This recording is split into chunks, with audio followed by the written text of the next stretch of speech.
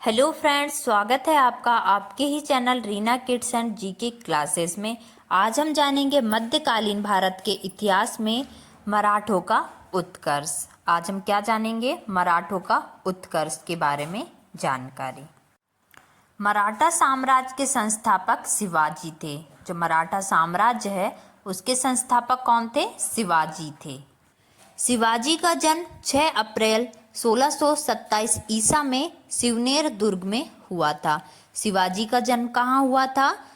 सिवनेर दुर्ग में हुआ था। कब हुआ था? 6 अप्रैल 1627 ईसा में हुआ था।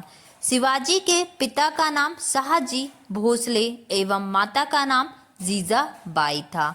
जो शिवाजी हैं उनके पिताजी का नाम शाहजी भोसले एवं माता का नाम जीजाबाई था।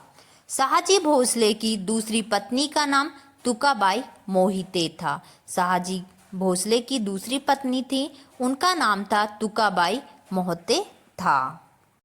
शिवाजी के गुरु कोडदेव थे। शिवाजी के गुरु का क्या नाम था? कोडदेव था।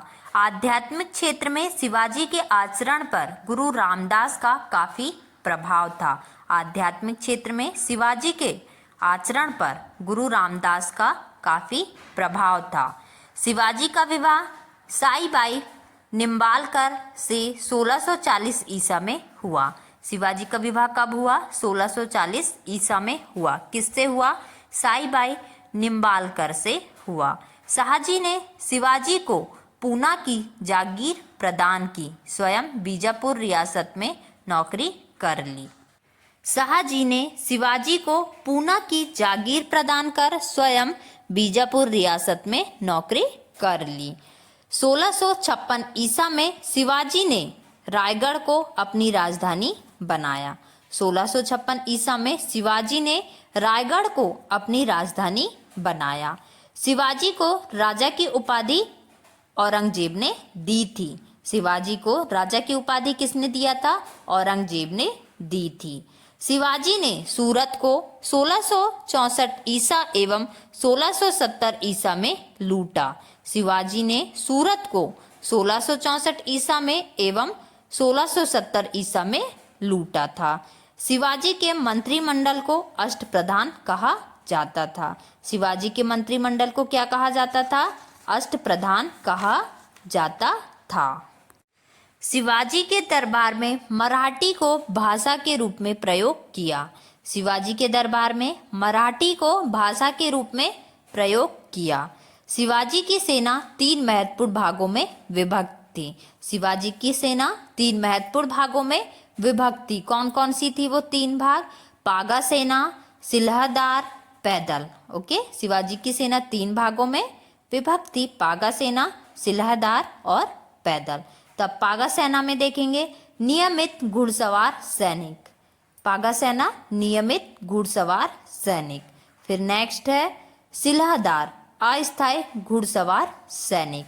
और तीसरी है पैदल, तो पैदल सेना। ओके, शिवाजी को तोपों अंग्रेजों ने प्रदान की थी। जो शिवाजी को तोपें मिली थी वो किसने प्रदान की थी? अंग्रेजों ने प्रदान की थी। शिवाजी के उत्तराधिकारी के बारे में जानेंगे अब हम। शिवाजी का उत्तराधिकारी संभाजी थे। शिवाजी का उत्तराधिकारी कौन था? संभाजी थे। संभाजी ने उज्जैन के हिंदी एवं संस्कृत के प्रकांड विद्वान कवि कलश को अपना सलाहकार नियुक्त किया। शिवाजी का उत्तराधिकारी कौन था? संभाजी थे। संभाजी ने उज्जैन के हिंदी एवं संस्कृत के प्रकांड विद्वान कवि कलश को अपना सलाहकार नियुक्त किया। राजा राम ने अपनी दूसरी राजधानी सतारा को बनाया। राजा राम ने अपनी दूसरी राजधानी कहाँ बनाया? सतारा को बनाया। संभाजी के बाद 1689 ईसा में राजा राम को नए छत्रपति के रूप में राज्याभिषेक किया गया। शिवाजी के किले की सुरक्षा के लिए नियुक्त अधिकारी। अब शिवाजी के किले की सुरक्षा के लिए नियुक्त अधिकारी कौन कौन थे उनके बारे में जानेंगे। हवलदार, किले की आंतरिक व्यवस्था की देखरेख। जो हवलदार होता है वो किले की आंतरिक व्यवस्था की देखरेख करता है।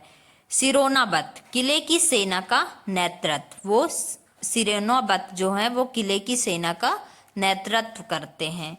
सौनीस किले की अर्थव्यवस्था, पत्र व्यवहार एवं भंडार की देखरेख। ये क्या करते हैं? सौनीस किले की अर्थव्यवस्था, पत्र व्यवहार एवं भंडार की देखरेख करते हैं। ओके, ये जान लिए हमने शिवाजी के किले की सुरक्षा के लिए नियुक्त अधिकारी कौन कौन होते हैं। हवलदार, सरेनोबत, सौनीस।